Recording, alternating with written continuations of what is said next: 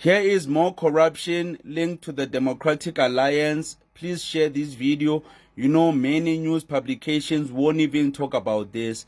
So, former Gauteng Hawks boss Prince Mokotedi has alleged that a billionaire businessman Nathan Kirsch paid 10 million rands to the Democratic Alliance to secure a political position for former NPA prosecutor Glenys Breitenberg. He says the two had a corrupt relationship. Mokotedi claims Kirsch paid 10 million rands to the Democratic Alliance to help Breitenberg secure a position in the party after she left the National Prosecuting Authority, NPA.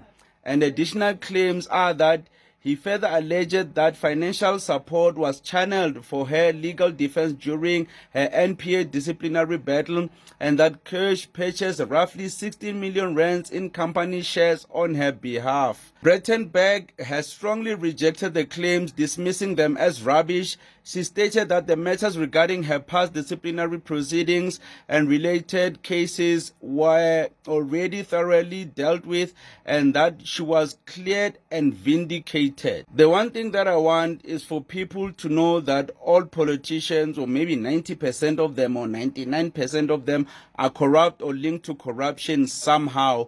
So these allegations are not really surprising, and especially when it comes to the Democratic Alliance, because many people will say, yes, I'm voting for the Democratic Alliance because all the other political parties are corrupt and all of that.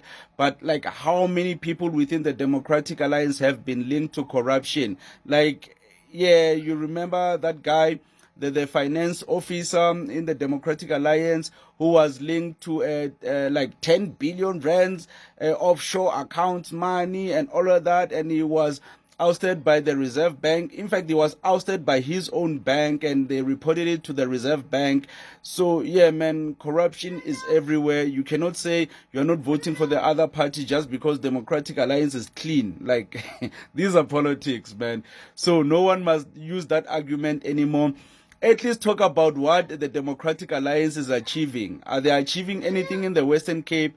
Because things are just getting rough and rush each and every day for normal people in the Western Cape, because, you know, houses are getting extremely expensive. The Democratic Alliance is also building a wall to separate the poor from the rich. So like, clear like apartheid wall, like straight up. So yeah, man, like things are happening there. The Democratic Alliance is not really surprising. So at least vote on policy, vote on what the Democratic Alliance can do for you. But most of the time, the things that we've seen from the Democratic Alliance